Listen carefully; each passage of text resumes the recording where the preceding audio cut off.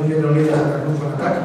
Y bueno, pues la idea es que nos van a contar un poco el compañero Fernando del Amo, economista, miembro de ATAC, y va a venir también un compañero tuyo, ¿verdad? Que sí, temas de trabajo. Sí. Entonces nos va a hablar una charla de economía para los que no sabemos de economía. La economía, hasta nuestra definición, ¿verdad? Inicialmente, pero el partido lo puso eficiente, en definitiva. Es desde luego la ciencia, ¿no? que controla los procesos económicos, de dinero, de material, de trabajo. En definitiva, la economía es un determinante fundamental de las sociedades, es decir, un factor que determina cómo son las sociedades, determina cómo vivimos y determina también la evolución histórica. Entonces es algo que nos afecta y mucho a nosotros y a nuestros descendientes. Entonces estamos obligados a participar en ello. La economía, muchas veces los científicos o los técnicos de distintas disciplinas muchas veces cuentan las cosas de manera difícil de entender. Esto yo creo que tiene dos razones. La primera razón es que a lo mejor ni siquiera entienden ellos lo que están contando. Y la segunda, y más frecuente, yo creo, lo que entiende de la economía, es que es una manera de buscar el conocimiento, ¿no? De hacerlo difícil, inaccesible para los que no tenemos determinados estudios, para que no sepamos. Y eso interesa a los que gobiernan, porque tener a los ciudadanos, al pueblo, y la ignorancia, que no sepa cómo funcionan las cosas, cómo son los mecanismos que determinan sus vidas, hace que no puedan controlarlos y por lo tanto se les pueda vender la moto, ¿no? Se podría decir, pues, de cualquier manera se les puede imponer cualquier sistema vendiendo como bueno, como beneficioso, cuando en realidad no lo es. Entonces creo que es importante que hagamos este esfuerzo, que además nos lo va a poner fácil Fernando, porque Fernando es una persona que habla claro de todos los sentidos, en el sentido de que se le entiende y en el sentido de que no tiene pelos en la lengua, ¿no?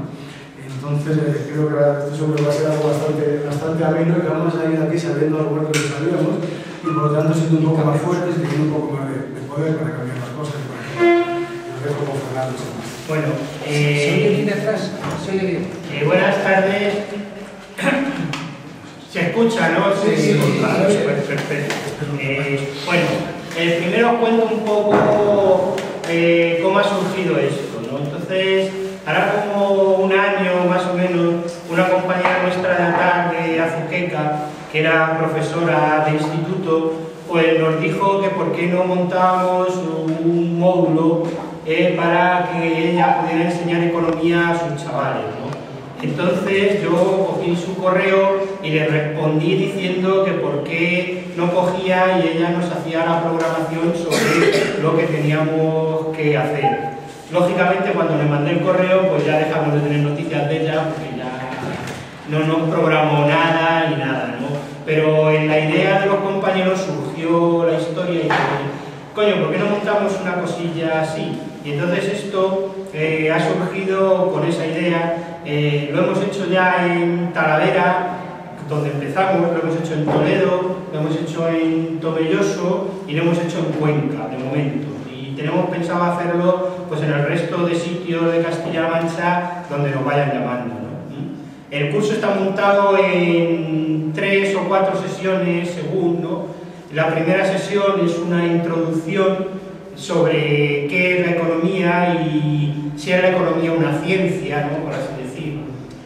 La segunda parte hablaremos del sistema financiero, del dinero, de los mercados financieros y de los paraísos fiscales.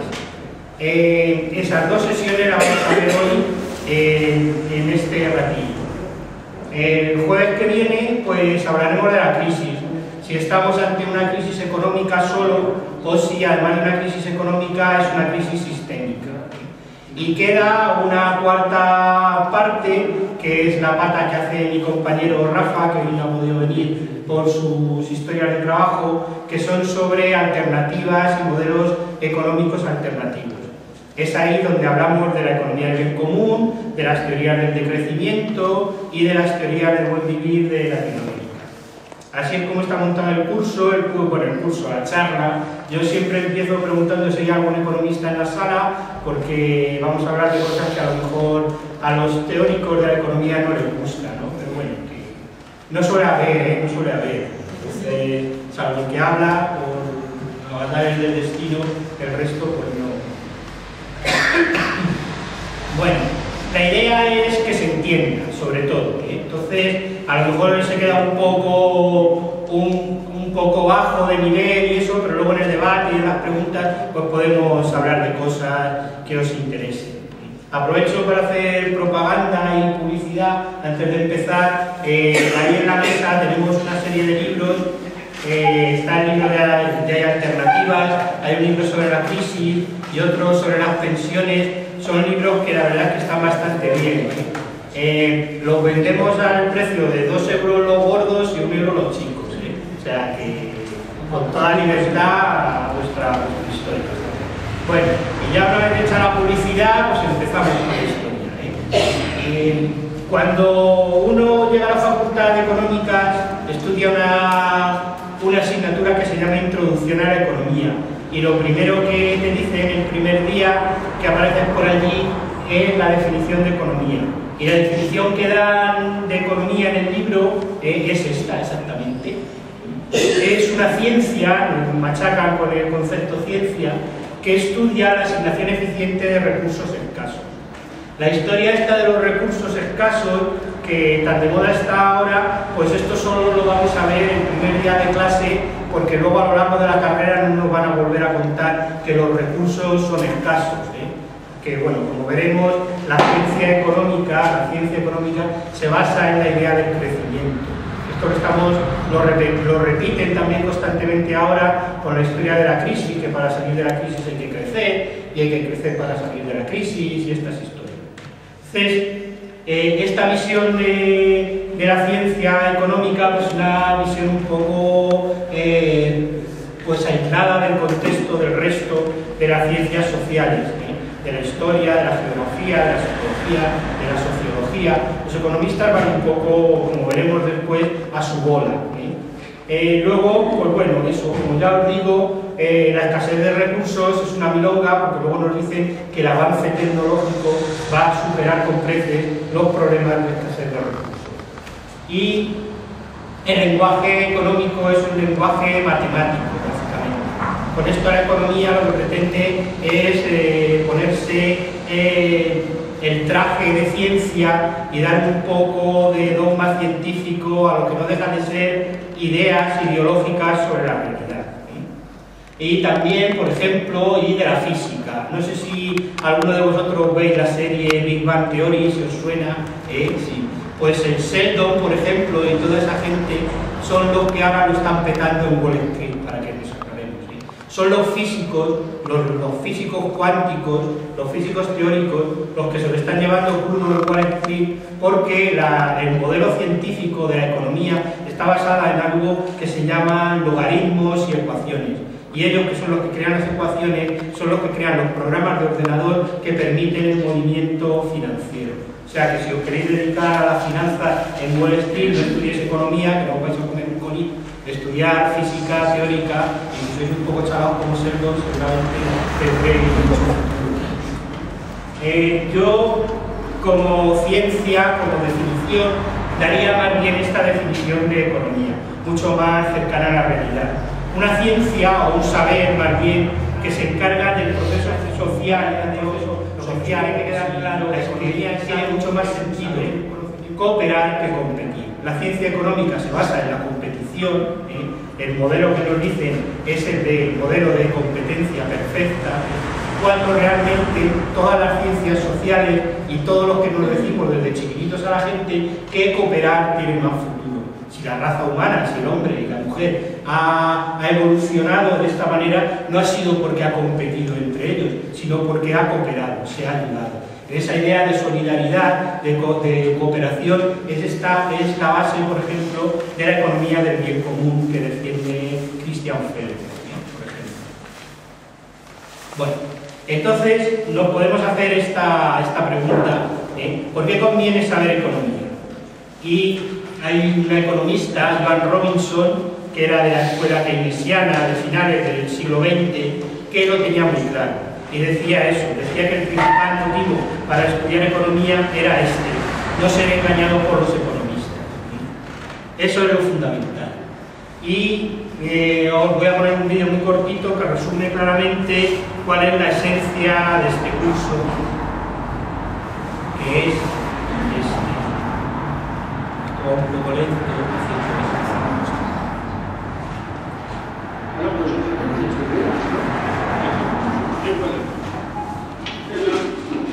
Tu as pas vu celle-là? Ça y est, je vais voir. Pas besoin de mon débat pour démystifier le charlatan.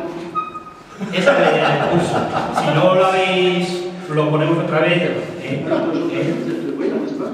Je suis très voyant. Tu as pas vu celle-là? Ça y est, je vais voir. Pas besoin de mon débat pour démystifier le charlatan.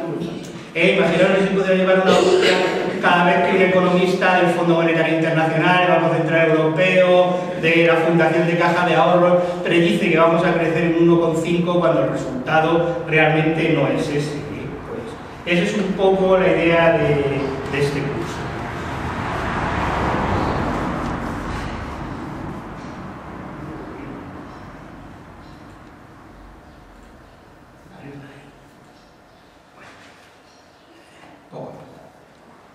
Vale, porque es que además no hay una sola visión de la economía. La física, bueno, habrá muchas escuelas, pero todos tenemos claro que si esto cae, pero si se reúnen 5 economistas a saber cómo salimos del paro, pues no es tan sencillo como esto, cada uno tiene su visión. ¿Por qué? Pues porque es una ciencia social y es una ciencia que está sobre todo imbuido por una idea, por una ideología. Y por tanto, los modelos económicos en los que se basa la economía no son neutrales, son ideológicos.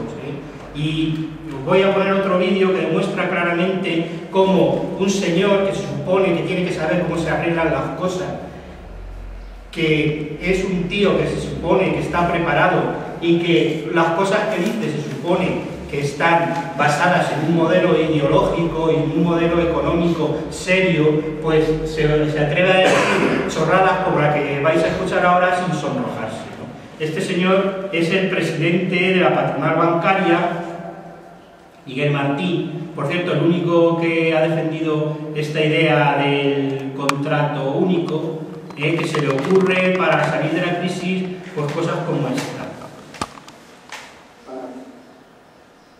Facilitar, para proteger a las personas que están en peligro de perder sus casas por causa de la crisis, lo que hay que hacer es crear más casas, construir más casas, dar más.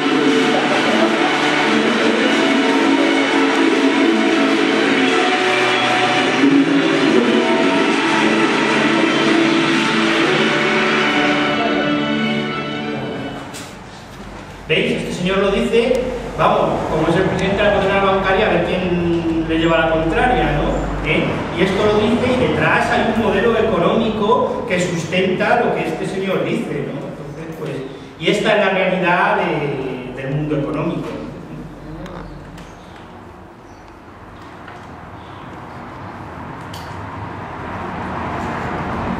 Porque además es verdad que hay una teoría económica dominante para cada fase de la historia. Yo cuando estudiaba en la facultad, bueno, en el siglo pasado, pues resulta que se estudiaba el sistema de planificación centralizada soviético y había gente que defendía que era viable y que era perfectamente realizable. O se estudiaban teorías económicas que ahora se desechan. Y dentro de 20 años, si sigue existiendo el mundo, pues entonces habrá gente que estudiará teorías económicas que no tengan nada que ver con la visión que existe ahora. Por hacer simplemente, podemos hablar de capitalismo pues más o menos a partir del fin de la Edad Media, siglo XVI, XVII, entonces que fue el primer inicio y luego ya vino la Revolución Industrial. Pero en el siglo XVII había una teoría económica dominante, que era el mercantilismo, que decía en síntesis que los países tenían que tener superávit comercial y que cualquier cosa valía para obtener el superávit comercial. Guerra, comercio de esclavos, en fin, lo que fuera. Y era la teoría económica dominante. Pero en Francia había una escuela que era una escuela que se basaba en la producción interior y en la importancia de la agricultura, que era la fisiocracia, que era una teoría económica completamente distinta al mercantilismo. Cuando empieza la revolución industrial y llega la economía clásica y neoclásica, pues hay unos señores que defienden una teoría de lucha de clases, el marxismo, que complementa, pero que también está, que diferencia la visión de la economía clásica.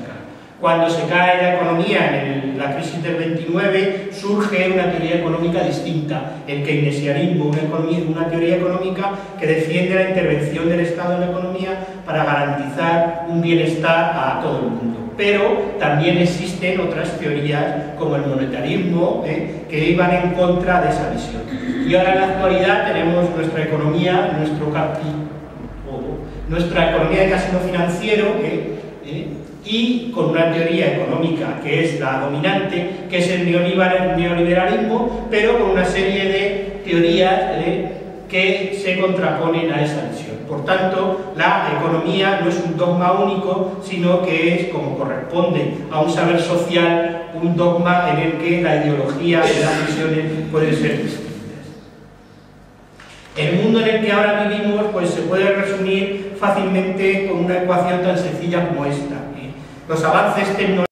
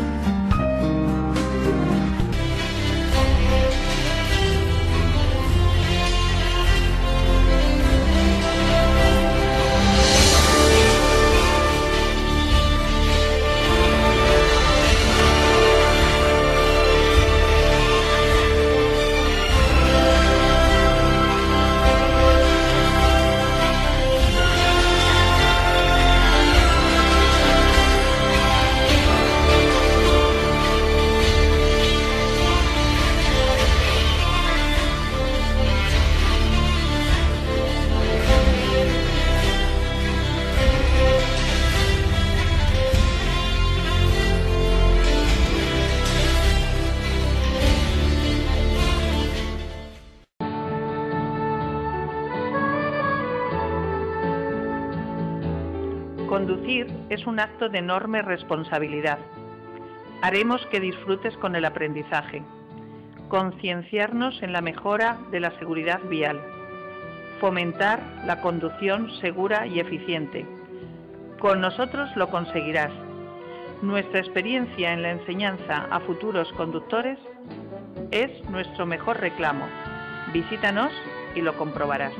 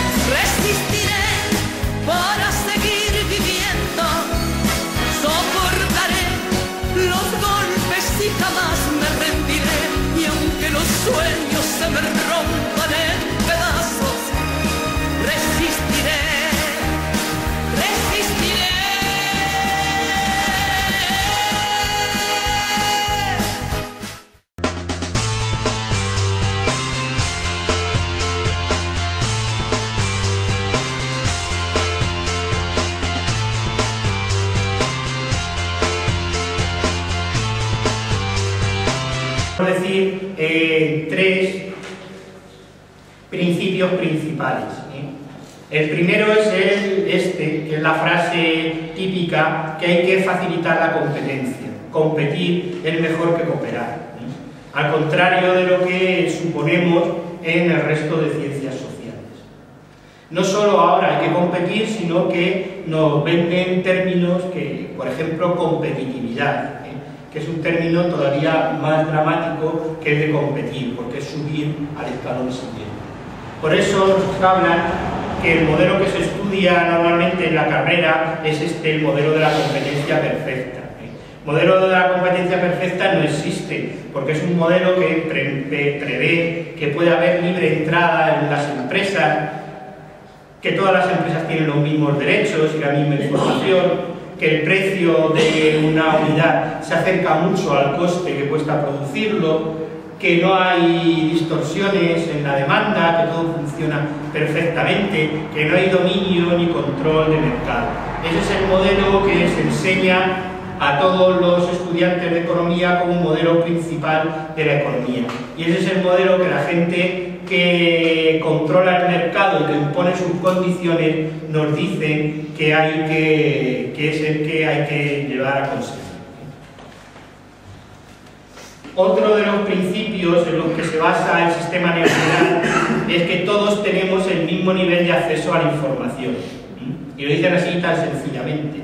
O sea, que el consumidor sabe lo mismo que el productor del producto, y el trabajador y el empresario, todos tenemos el mismo nivel de conocimiento del mercado. Y eso significa que todos nos planteamos unas expectativas de lo que va a pasar que son racionales. O sea, que para que os entendáis, lo que dice el modelo es que este señor que nos va a saludar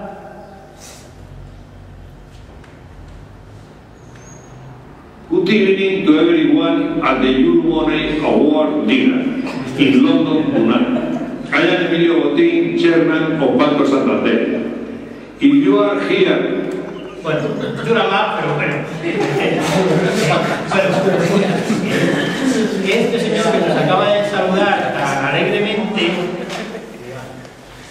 pues resulta que según lo que dice el modelo, pues sabe lo mismo de economía que este señor que está aquí.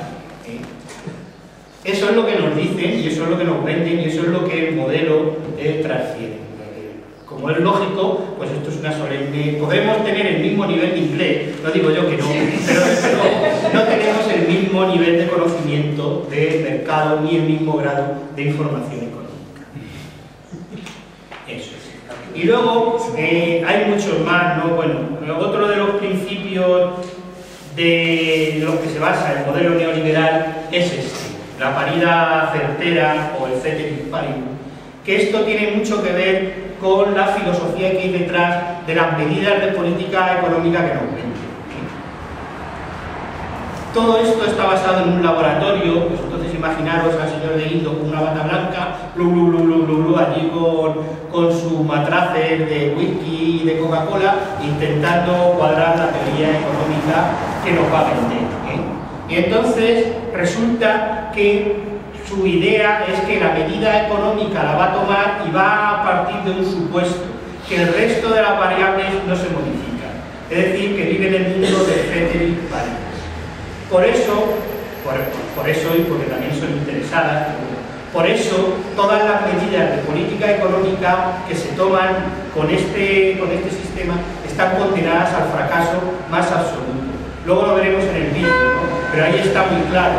Si tú reduces el gasto público o aumentas los impuestos para reducir el déficit, pues las cosas no te van a cuadrar. Y no te van a cuadrar, lógicamente, porque la economía no es algo estático, la realidad social existe. Y si tú cobras menos, si no cobras nada, porque te han despedido, porque eres un interino que te han despedido para cuadrar el déficit de la Junta, pues el resultado final va a ser que el déficit total de la sociedad pues se va a ir al garete. ¿Por qué? Pues porque la gente que no tiene sueldo pues no consume, y como no consume no hace que la actividad económica avance, y como no hay actividad económica pues no hay recaudación de impuestos, ni de IVA ni de IRPF. Por eso, las medidas económicas tomadas desde ese punto de vista están condenadas al más absoluto fracaso. Y si no fueran interesadas, como todos ya sabemos, pues diríamos que esta gente es que es gilipollas, ¿no? Porque si esto lo sabe un pobre, cualquiera que tenga dos dedos de frente, sentido común, como ya dicen ahora, ¿por qué no lo saben ellos, no? Entonces, hombre, está claro por qué no lo hacen, porque hay intereses que defienden que esto tenga que seguir haciendo. Lo que pasa es que encima nos lo vende con un ropaje científico y con una idea de teoría económica que, como veis, pues no tiene mucho fuste ni mucho futuro para eso. Bueno, y además también hay otra idea muy curiosa que habla de las expectativas racionales. Según esto, el consumidor decide razonablemente siempre según sus deseos, porque como tiene toda la información y tiene toda la capacidad, pues puede decidir de manera racional cuáles son sus decisiones de compra. Entonces, pues claro, si eso fuera así, ¿qué pinta la publicidad? ¿Qué pinta el marketing? ¿Para qué las rebajas o los señuelos? Y entonces hay una nueva rama en la economía que se llama neuroeconomía, que trata de todo esto, pero bueno, que es una cosa... Hay un programa de redes, del PUNSE, que lo podéis ver por el ordenador, ¿no? Por internet y tal, que habla con un señor norteamericano, que tiene un libro de neuroeconomía, y es bastante curioso los jueguecitos que plantea y que se aleja completamente de la norma de un consumidor que es un tío racional y que va a pensar. Para terminar esta primera parte, pues la idea es esa, ¿no? Porque ¿qué es lo que hay detrás de esto? ¿Hay incompetencia o hay interés? Entonces, está muy claro que hay intereses, pero vamos, de aquí a Lima, ¿no? Pero os dejo un vídeo muy interesante, que es un poquillo más largo, graciosete también, es de un señor que se llama Alex Saló, Simiocracia, seguro que a muchos os suena, es la segunda parte de otro que se llama Españistán, y bueno, son 6 minutillos.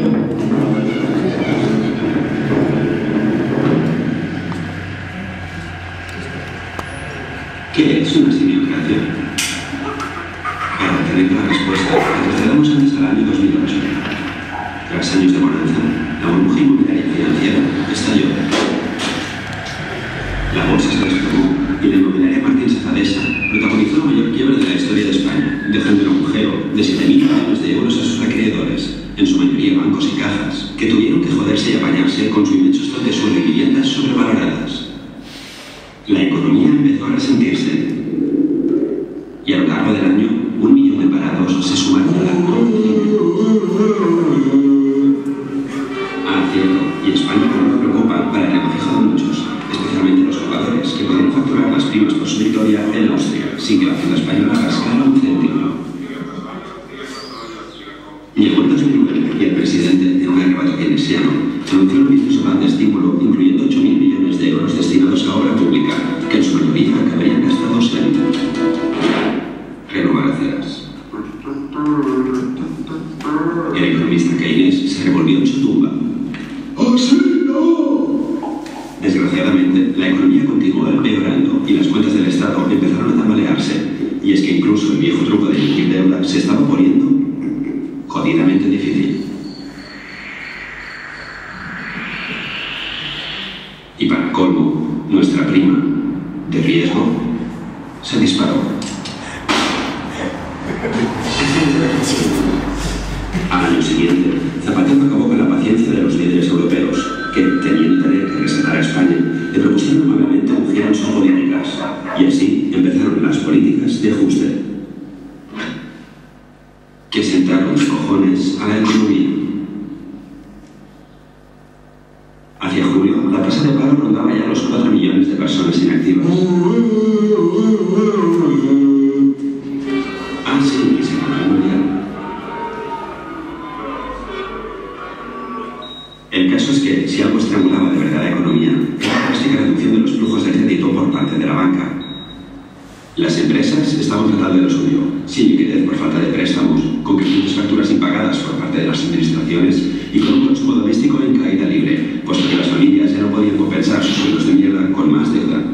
Lo raro en estas circunstancias era que el precio de la vivienda, en comparación con otros países con burbujas similares, cayera tan poco. muchas razones, y una de ellas se llama el maquillaje de balances. Bancos y cajas habían aceptado, como pago por las deudas de inmobiliarias en ruina, grandes cantidades de stock inmobiliario.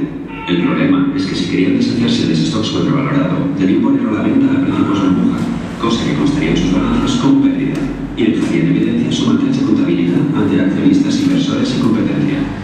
Así que hicieron lo contrario. Mantuvieron su stock a precio hinchado, contribuyendo a sostener los precios, y se dedicaron a refinanciar la deuda de las inmobiliarias ad infinitum, convirtiéndolas en auténticos muertos vivientes.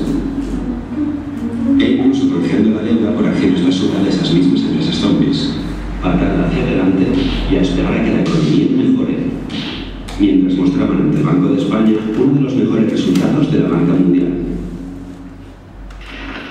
Pero en 2011 todo empezó a desmoronarse y empezaron a caer una tras otra diversas entidades que tuvieron que ser intervenidas, nacionalizadas o ayudadas con liquidez urgente a cambio de aceptar un plan de bancarizaciones y fusiones masivas.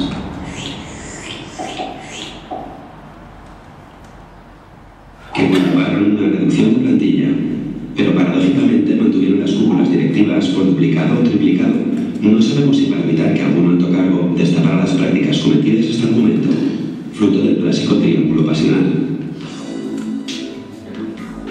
Que si ha designados cargos directivos de CEA, que si CEA es a su vez accionista de I, que si financia la campaña electoral de A, que si A hace un plan urbanístico a medida de I, que si C financia el proyecto de I contra la de A, que si I reparte maletines entre A y C.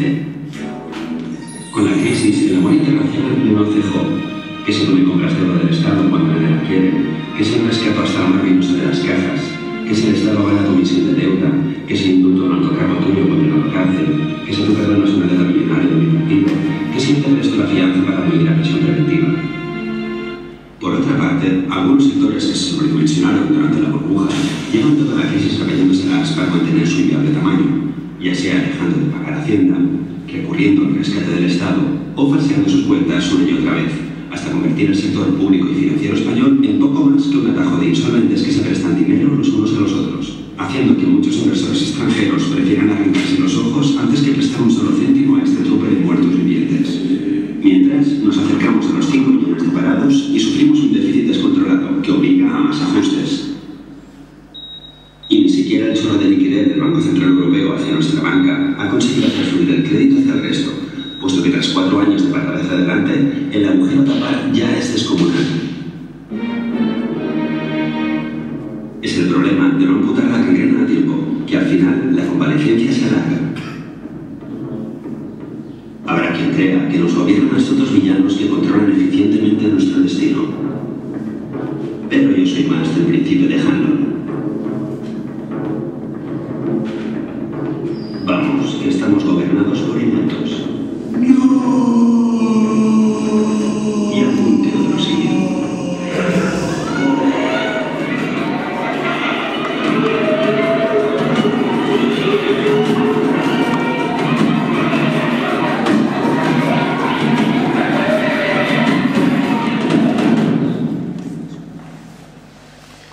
Yo creo que podríamos haber puesto el vídeo y nos podríamos haber ahorrado la charla, porque es una manera muy sencilla de resumir lo que ha pasado. Ya os digo que esto os lo podéis bajar tranquilamente del YouTube o de estas historias, y hay una primera parte anterior que se llama Españistán, que explica lo que es, cómo se origina la burbuja inmobiliaria y eso, que también está bastante bien.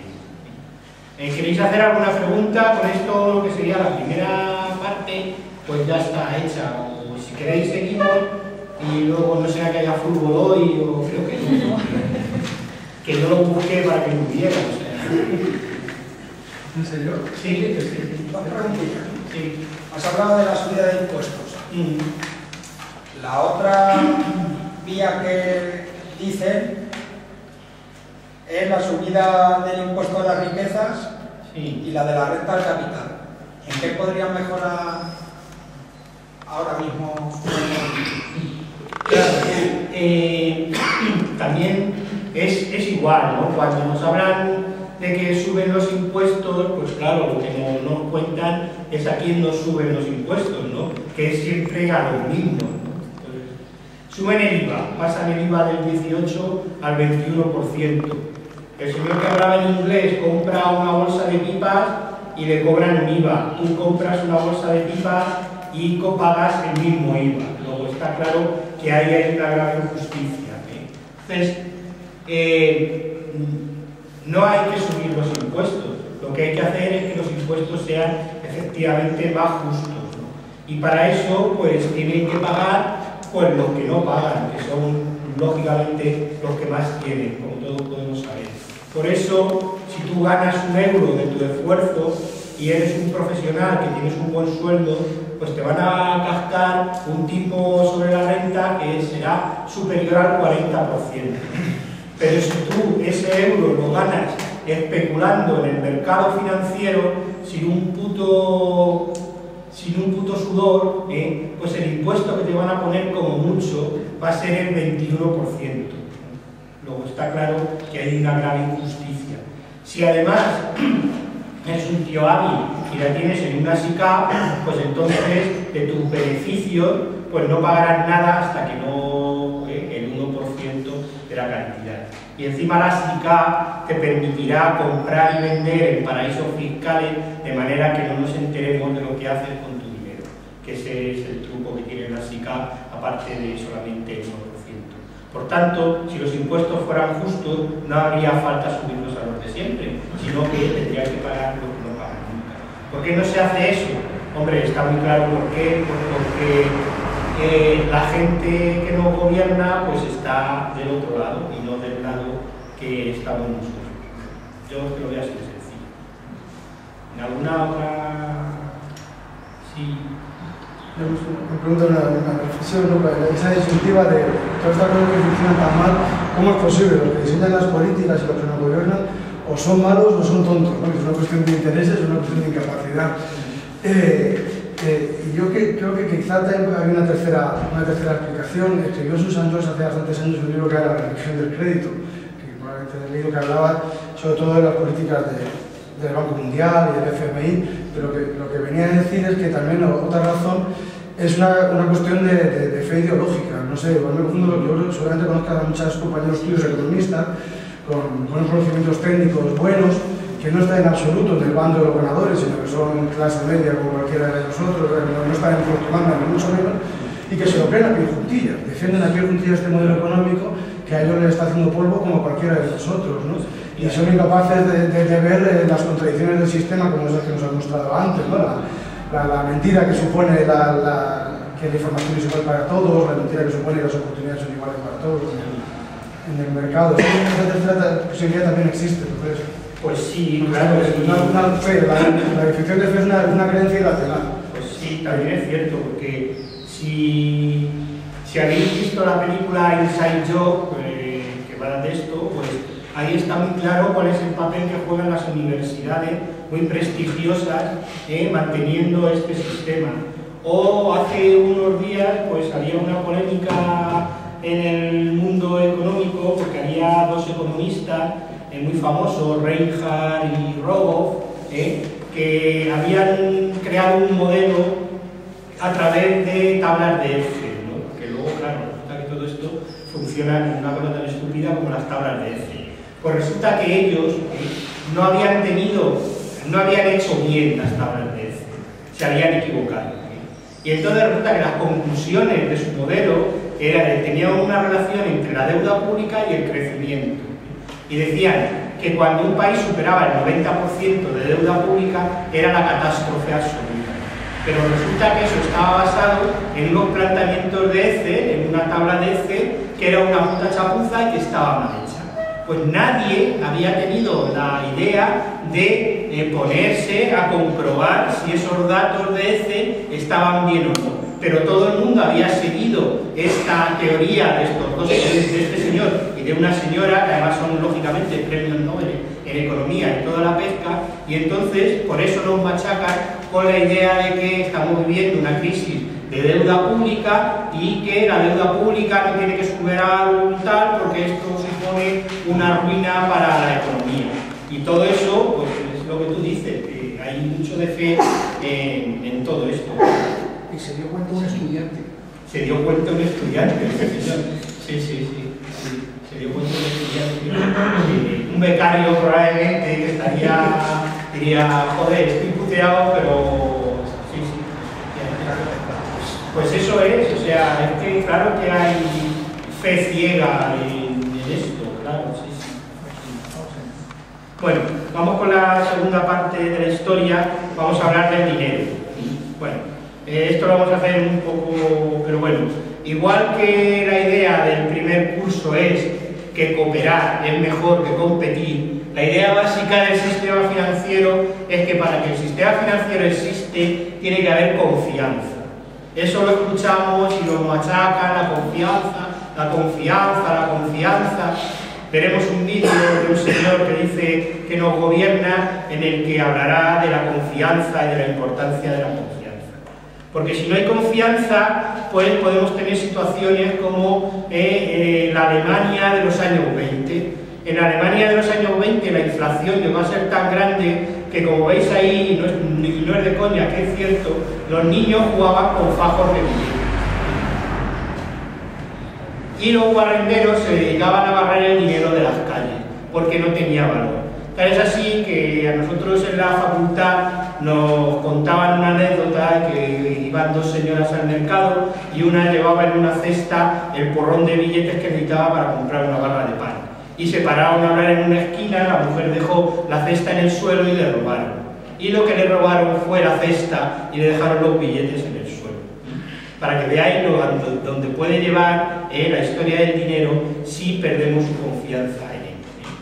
Y esto es de la Alemania de los años 20, por eso también, y por eso es una de las razones históricas que está en los genes del pensamiento de los alemanes. Por eso los alemanes tienen tanto pavor a la inflación, porque se acuerdan que por esta historia vino el Tito Hitler.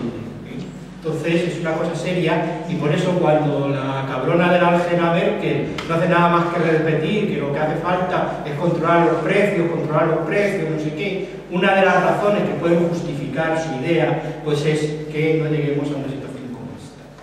A una situación como esta está un país africano que se llama Zimbabue. Zimbabue es un país africano en el que, bueno, esto es un chiste, pero podría pasar perfectamente. Porque hay un billete de Zimbabue que vale exactamente 100 millones de dólares zimbabueses. 100 millones de dólares zimbabueses, que además es especial, ese billete, pues tenía entonces un valor aproximado de unos 300 euros. Para que veáis a dónde puede llegar el disparate de la inflación. Cuando estudiamos lo que es el dinero, pues, tradicionalmente nos dicen, esto es de primero de economía también, que el dinero pues, sirve para esas tres cosas principales. Como un medio de cambio, ¿no? Es mucho más rápido y mejor que el trueque, como una unidad de valor de las cosas y sobre todo como una forma de acumular dinero. Y ese es el problema de la economía actual, que el dinero sirve sobre todo para hacer más dinero y no para las otras dos funciones que hasta los años 70, hasta que entró el casino financiero, las dos primeras funciones eran las típicas del dinero. De manera rápida, pues bueno, también nos explicaría que ha habido muchas cosas que han servido como dinero, ¿no? Los que han ido de viaje a Marruecos, pues saben que le cambian en plan de chiste la novia por 2 camellos, ¿no? O por 1, o por 3, ¿no? Pues eso es una manera de valorar las cosas, ¿no? En dinero marroquí. Es una anécdota, pero vamos, tampoco. Y todo eso ha servido frecuentemente con el dinero. La idea principal son las dos de abajo, ¿no? Entonces, a partir de que se crea el papel, entonces ya la idea del dinero ya cambia, ¿no? Porque como podéis comprender, el papel puede ser ilimitado, ¿no? Basta con tener una buena fotocopiadora y un buen serico y entonces hacemos el dinero que sea, ¿no? Algo que están haciendo, por ejemplo, en Estados Unidos, y está yendo bien, y algo que están haciendo también en Japón, y yo creo que ahora en Japón se lo veis también. Entonces, hasta los años 70, el dinero tenía que tener un respaldo en metales preciosos. Normalmente era en oro, en España éramos más pobres, y algunas veces era en oro y otras veces era en plata. Porque plata siempre hemos tenido mucho, y para eso le hemos dejado a los bolivianos las minas del Potosí y la Dompera. Entonces, eso pasaba, lo que teníais más años, los billetes del Banco de España decían que el Banco de España pagará al portador 100 pesetas, 500 pesetas, 1000 pesetas. Lo que significaba eso es que en teoría tú te acercabas al Banco de España y te podían cambiar ese billete por su valor en oro. Por tanto, la cantidad de billetes que había tenía que estar relacionada con el valor de oro de la economía.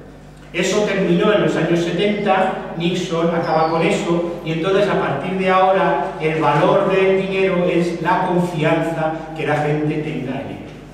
No hay un contravalor. De hecho, en el año 45 el dólar valía 35 dólares una onza de oro, y ahora la onza de oro está en 1000 y muchos dólares. Para que veáis la cantidad de billetes que hemos hecho para llegar a eso. Y ahora todavía aún la situación es peor, porque ahora mismo ya el señor que crea el dinero no es el Banco Central. El Banco Central crea una cantidad de billetes muy pequeña, y los que crean el dinero son los bancos privados, a través de una cosa que se llama el multiplicador bancario. Como esto es difícil de entender, os voy a poner un vídeo, este es un poquillo más largo, de una película argentina que se llama El Concursante, que es una película bastante chula, y que el vídeo yo creo que va a dejar bastante claro qué es el dinero y cuál es el riesgo que tenemos de dejar el dinero en manos de esta gente.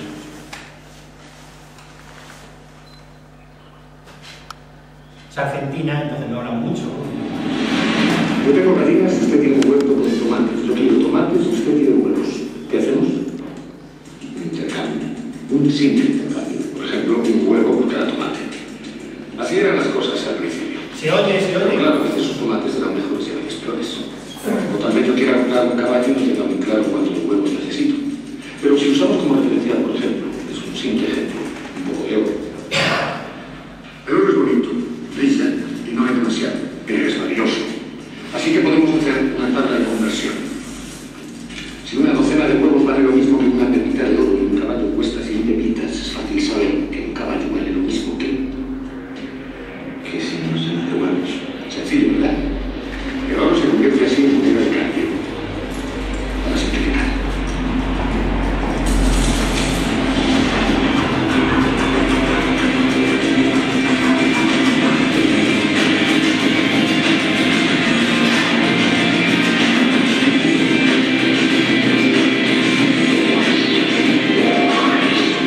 Pero se puede comprar un caballo sin huevos, cambiar los huevos por monedas y se acerca uno de esta manera. Bonito, ¿verdad? Este es el primer paso. Todo es más o menos igual que el principio. Salvo que ahora necesitamos solo para comprar las cosas que no producimos. Leche, carne, ropa, herramientas. En fin, la persona que inventó el sistema tiene un establecimiento, un lugar donde se almacena el oro y nosotros podemos conseguirlo.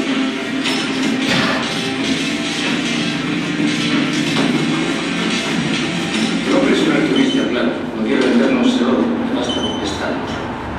Por ejemplo, a mí me da 100 monedas y las deja en préstamo durante un periodo de 12 meses. Solo me pide un módico interés lógico, pongamos que un 10%. Eso sí, él arriesga su oro, yo no arriesgo nada. Así que necesito una garantía para cubrir la posibilidad de que yo no cumpla mi parte del trato. ¿Te importaría golpear más estas naranjas? Son para zumo.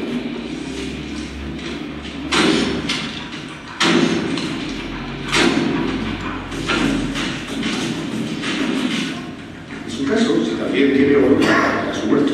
Así que el hombre le presta 10 monedas. ¿A cambio de sus zanahorias?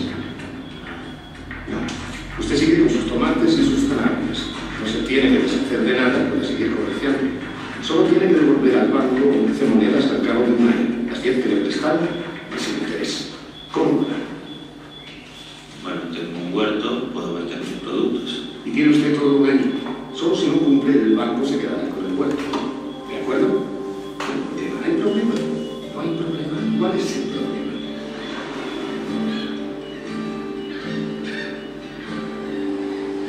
Imaginemos que el banco banco posee una cantidad total de, digamos, 100 monedas de oro.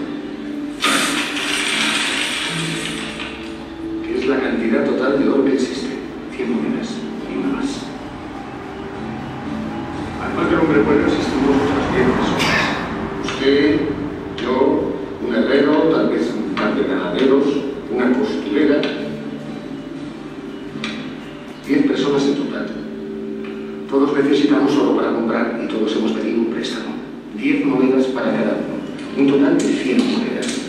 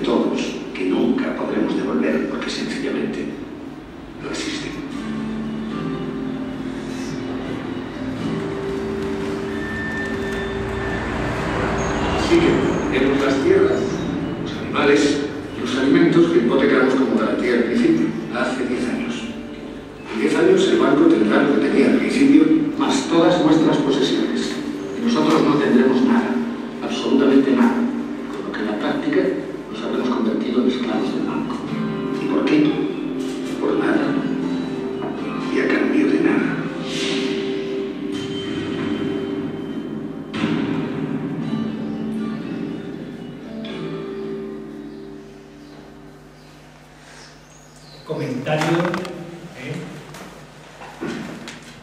Miedo. No me ha hecho polvo. La idea que se esconde detrás de esto es la necesidad del crecimiento. Si no somos capaces de crecer lo suficiente para fabricar esa moneda de oro que no existe, el banco se quedará con todo. Está claro. Y bueno, y esa es la historia de la deuda y de los países endeudados. Si la manera de devolver la deuda son políticas que en vez de favorecer el crecimiento, lo que favorecen es que el país no crezca, pues el resultado será que el banco se quedará con todo, claramente. Sí.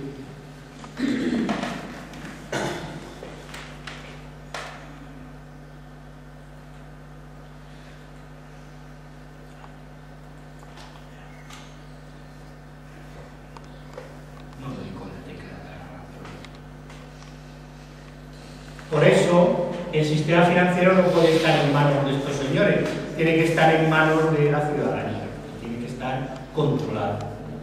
Pues porque, como habéis visto, si les dejamos a sus anchas, pues entonces provocan catástrofes.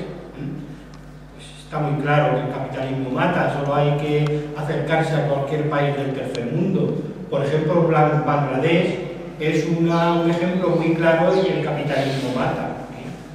La ropa, que nos dicen ropa barata, que será ropa barata para ellos, porque el precio de la ropa, pues es el precio de la ropa, el mismo que hacían cuando las camisas las hacían en Talavera, y no ahora que las hacen en Bangladesh. El beneficio se lo llevan otros. Porque si además les dejamos, pues entonces lo que se provoca es un pánico bancario, un corralito, como ocurrió en Argentina hace tiempo, o como ocurrió en Chipre en Semana Santa, ¿no? Y bueno, y ahí la idea es de qué país será el próximo, ¿no? Pero vamos, tampoco quiero asustar, solo me he explicado las cosas y de un modo sencillo y ameno. Entonces, ¿qué es un corralito bancario? Pues un corralito bancario, tenemos un ejemplo muy claro en esta película que nos toca en las Navidades, que es Que bello es mi día.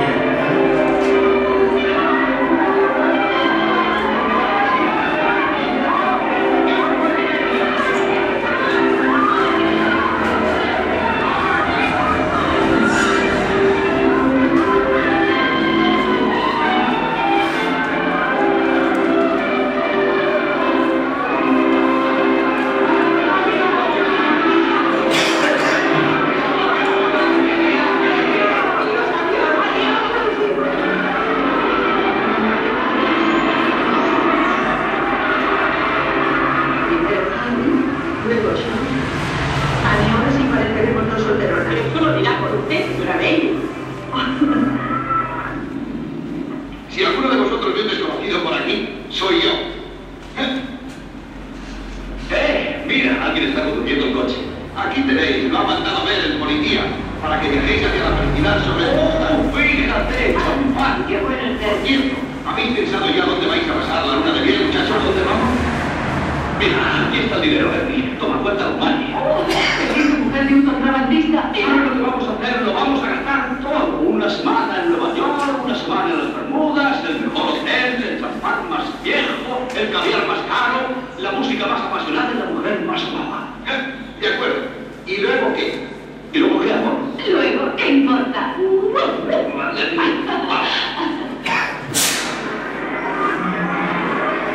No mires, pero algo raro está pasando en el banco, George. Nunca he visto ninguno, pero eso tiene toda la pinta de ser un pánico.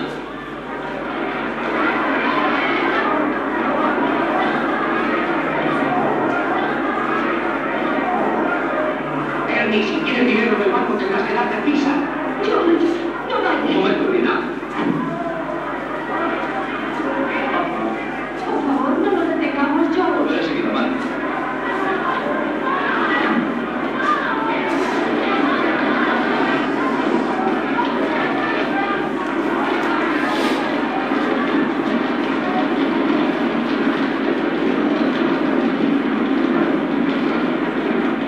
Hola a todo el mundo. Charlie, ¿qué pasa? ¿No se puede entrar?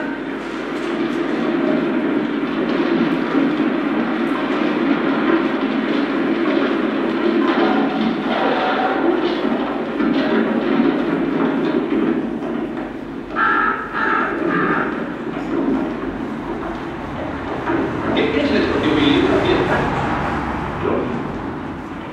¿Qué pase todo el mundo? Eso es que pase. Pasen todos. Apaga. ¿Por qué no se sientan todos? Allí hay muchas sillas. Pónganse cómodos. Quiero hablar contigo. ¿Por qué no me llamas? Véngame, pero te había sido. Esto es la ruina, esto es la ruina. Vamos, ¿qué ha pasado? ¿Cómo empezó? ¿Cómo empiezan siempre estas cosas? Solo sé que el banco nos retiró el hermano. Hace una hora he tenido que entregar todo nuestro efectivo. Todo, hasta el último céntimo. Y no he entrado a Dios nos asista. Entonces me asusté, John, y cerré las puertas. John. La ciudad entera se ha vuelto loca. Diga, George, explote.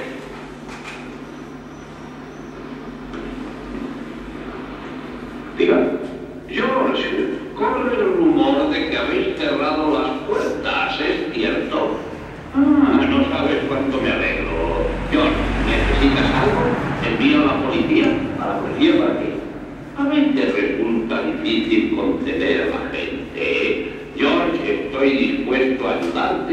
esta espantosa crisis, acabo de garantizar al banco los fondos suficientes para cubrir sus necesidades. Cerrarán una semana y volverán a abrir. Acaba de quedarse con el banco. Tal vez pierda una fortuna, pero estoy dispuesto a garantizaros también a vosotros. Diles que me traigan sus acciones aquí y se las pagaré a 50 centavos el dólar.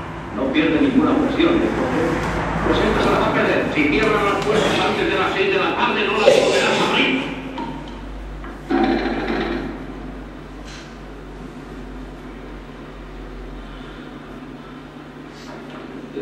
Ha sido bonita la boda. Me hubiera gustado estar. Sí. Ya puedes quitarte esto.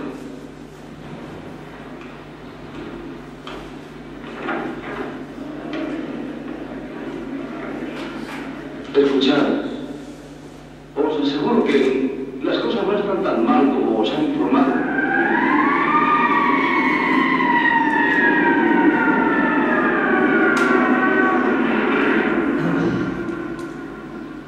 Tengo buenas noticias para vosotros. Acabo de hablar con el viejo Potter y ha garantizado los pagos. El banco volverá a abrir la semana que viene. Pero George, el dinero está aquí. ¿Ha garantizado esto también? Pues no, Charlie, no se lo he pedido. Aquí no necesitamos a Potter. Quiero mi dinero.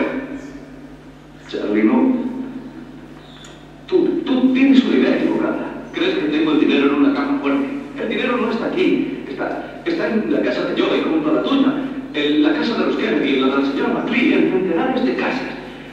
Vosotros les prestáis el dinero para construir y ellos no lo devolverán en cuanto puedan. ¿Qué vais a hacer? ¿Llevarles a la ruina?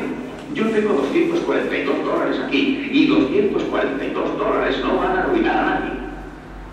¿Está bien, no? De acuerdo, firma y recibirás tu dinero dentro de 60 días. ¿60 días? Eso fue lo acordado cuando compraste las acciones. Toma, ¿te han dado el dinero? No, a mí sí. El viejo Potter paga 50 centavos del dólar por cada acción. No se ha cobrado. Al contrario, mirad. Bien, ¿qué dices a eso? Tom, tienes que cumplir lo que hemos acordado. Concédenos 60 días. De acuerdo, Frank. ¿Vas a ir a ver a Potter? Mejor es la mitad que nada, ¿no? ¡Tom! ¡Granda!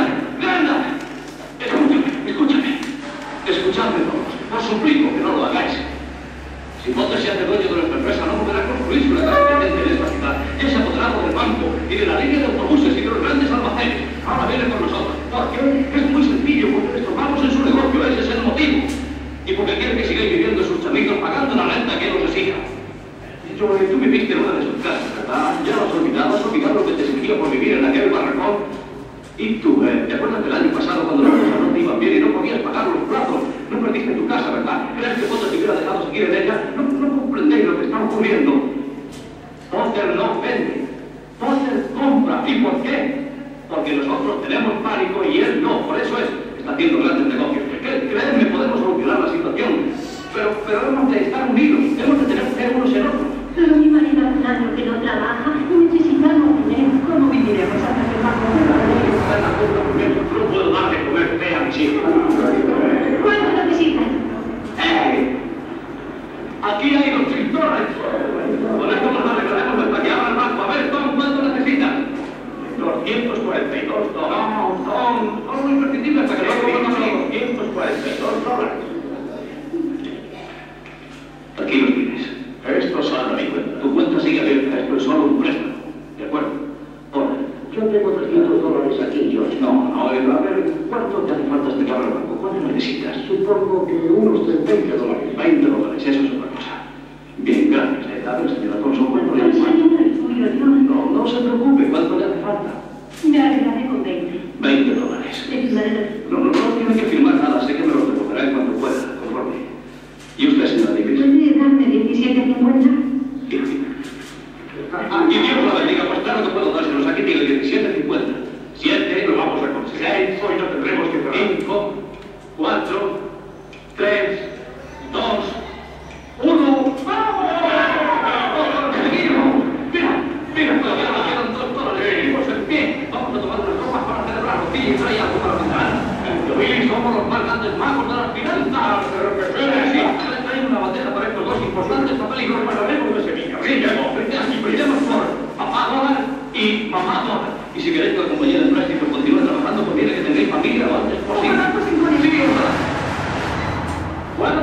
vamos a guardarlos en la caja a ver qué pasa.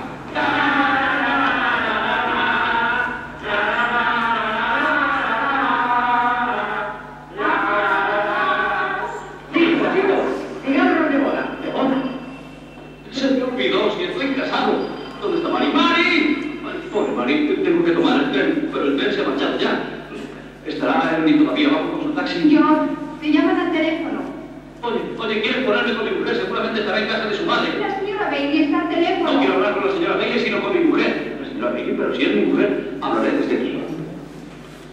Mari, lo siento mucho, amor mío, pero... ¿Qué? ¿Que vaya a casa? ¿A qué casa? Sí, como 320, pero... ¿Qué casa es esa?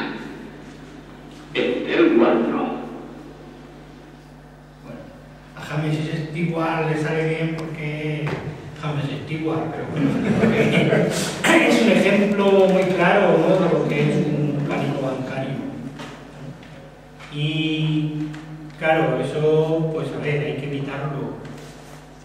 Y la manera más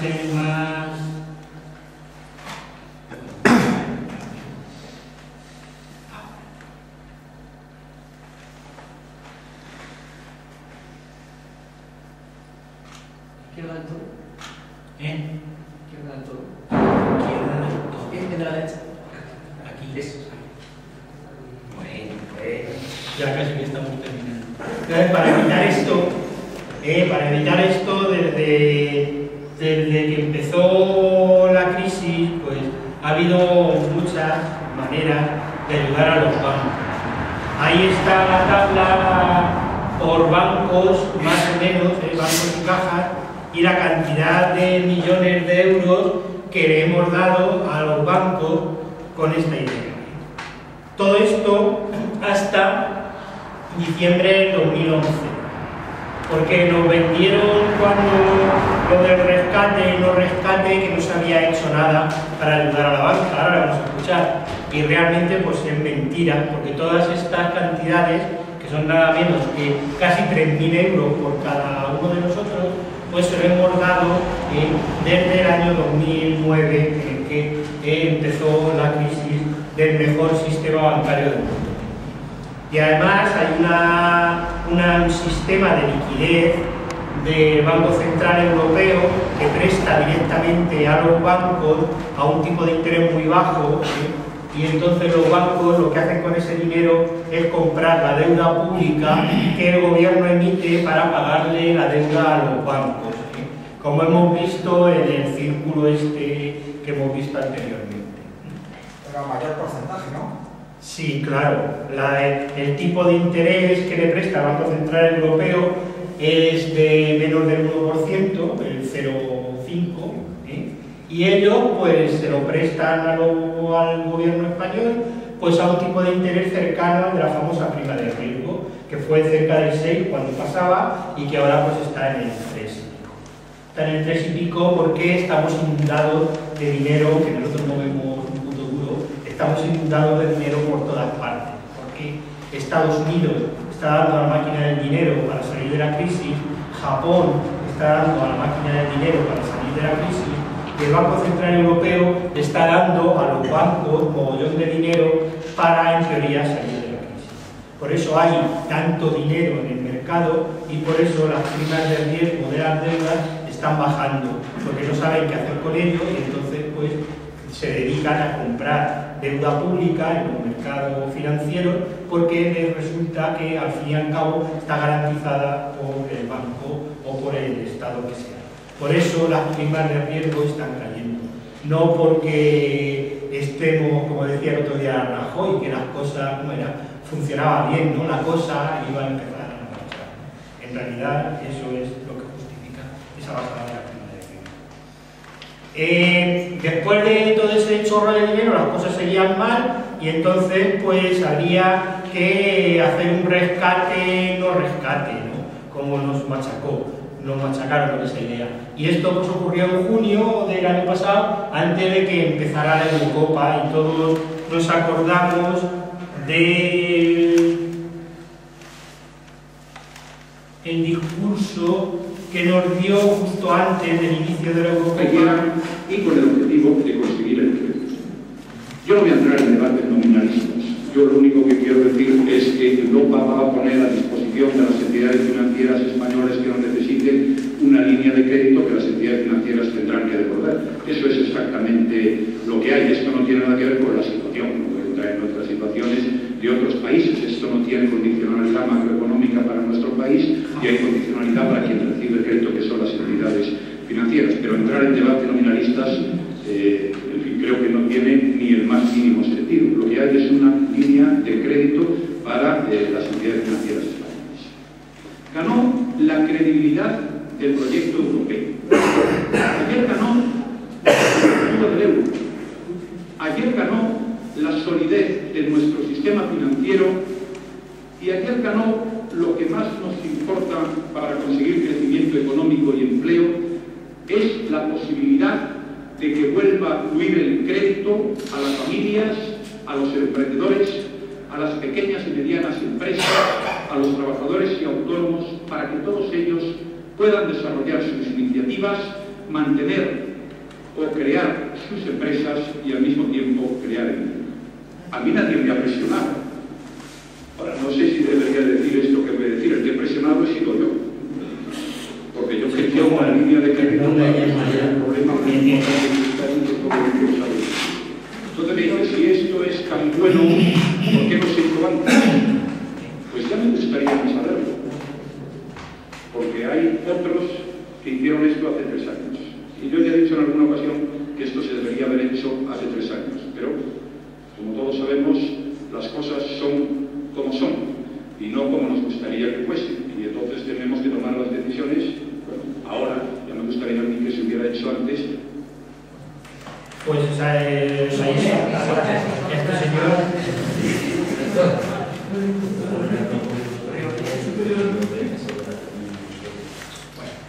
Pero es que resulta que, en fin, que eso no es verdad, porque este señor lo que hizo cuando hablaba eso es firmar un documento que se llama Memorándum de Entendimiento, o en inglés, MOU, para que sea muy madridista, MOU, Memorándum of Understanding o algo así, con mi inglés de voto.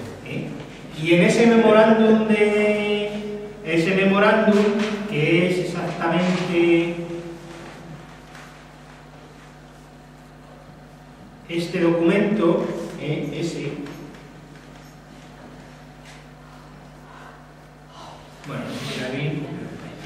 ese documento, o sea que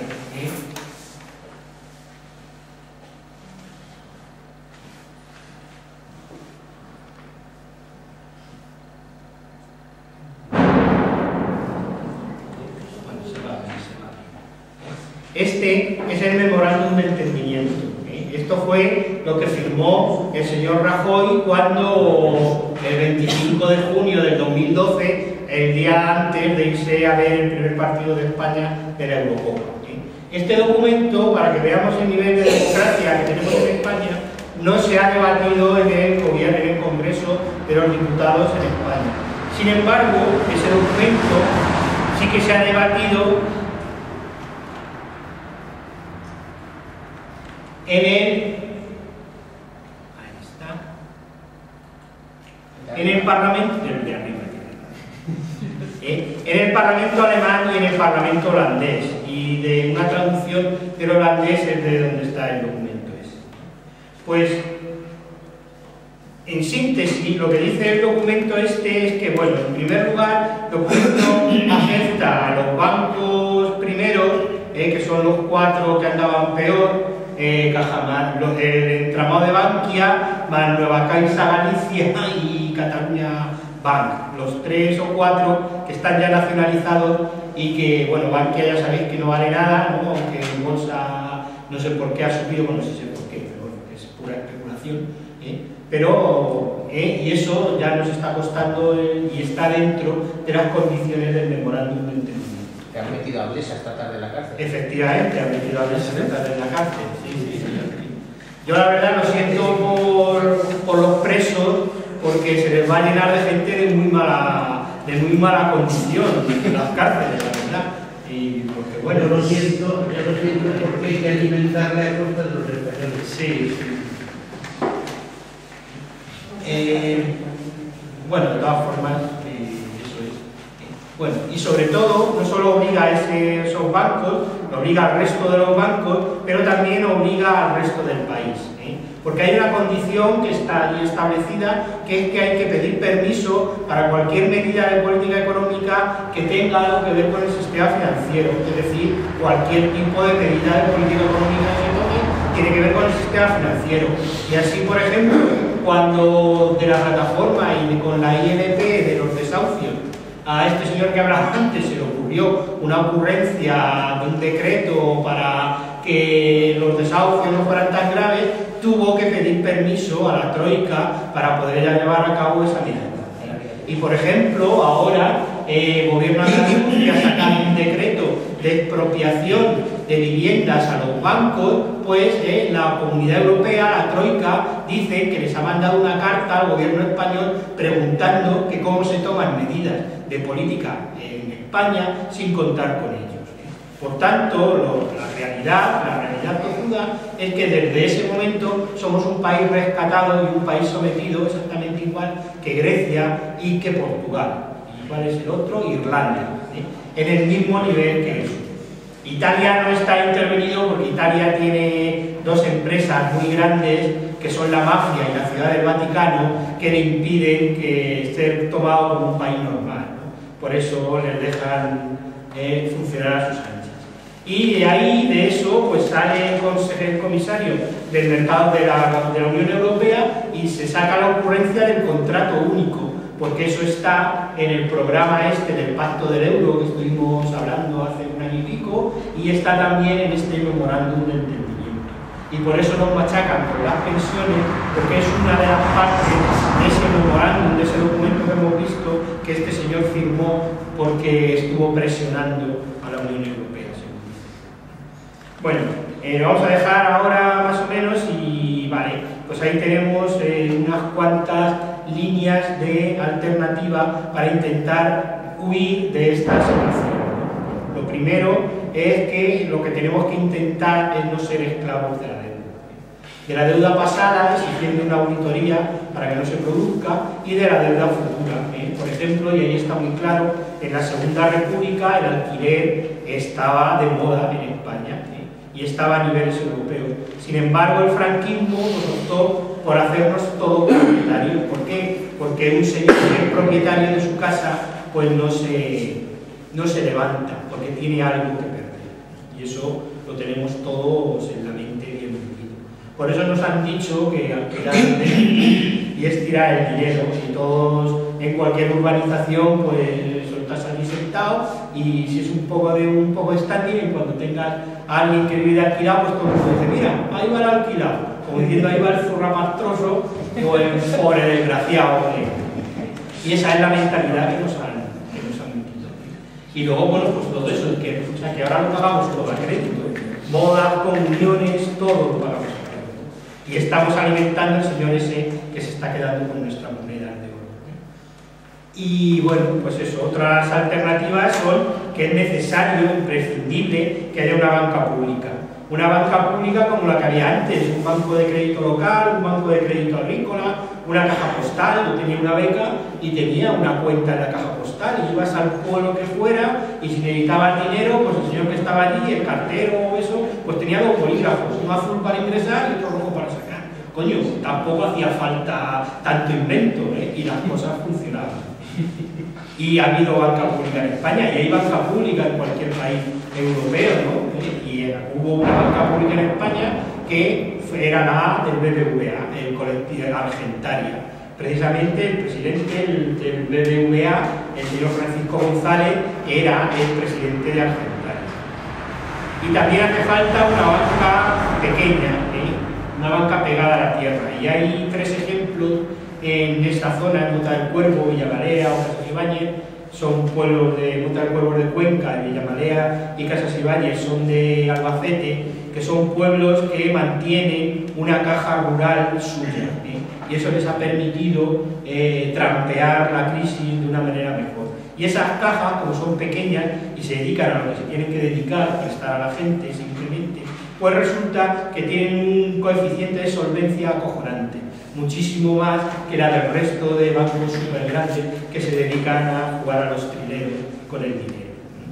Por eso han podido resistir cuando la Global Caja y la Caja Rural de Castilla-La Mancha, las dos grandes cajas rurales que se están disputando quién va a ser la caja, la CCM del nuevo gobierno, pues por eso han podido resistirse y no los han absorbido, porque tenían una solvencia muy grande. Y otras alternativas, pues por ejemplo, las bancas éticas, ya sea de un banco tradicional como Triodo o de cooperativas de crédito, cooperativas bancarias como COP57 o FIARE. Esto, bueno, podéis trastear en internet, lo que es una banca ética y eso. O bueno, o historias como el trueque o las monedas alternativas. Yo, bueno, ya no os quiero cansar más, el próximo día seguimos. ¿Tenéis alguna pregunta? ¿Por qué la izquierda social entró en el juego de los bancos y las bancas? Porque sindicatos, partidos políticos, en general todo el mundo entramos en ese juego por desconocimiento o había otro motivo. Hombre, supongo que al principio lo harían por buena voluntad, ¿no? Con la idea de que estando en el Consejo de Administración pues conoces y controlas, ¿no? Entonces, también es cierto, es verdad que los sindicatos están en el Consejo de Administración de las cajas, pero también hay que ver en qué proporción están, ¿no? Yo no lo defiendo porque la verdad que su política en esto ha sido bastante penosa, porque nunca se han opuesto a cuando las cajas han funcionado como bancos especulando en el, pero tampoco eran ellos los que tenían el control, o sea, tenían una participación en el Consejo de Administración, pero era una participación minoritaria. Pero está claro que su papel pues, no ha sido bueno realmente. No solo el famoso hijo puta que decía Esperanza Aguirre, pues era cuando en Caja Madrid pues fue para colocar a un consejero que era de Izquierda Unida. Luego el tío, pues resulta que la retribución se la quedaba para él, pero bueno, claro, es que en todas partes pues se nieva, que alguna saca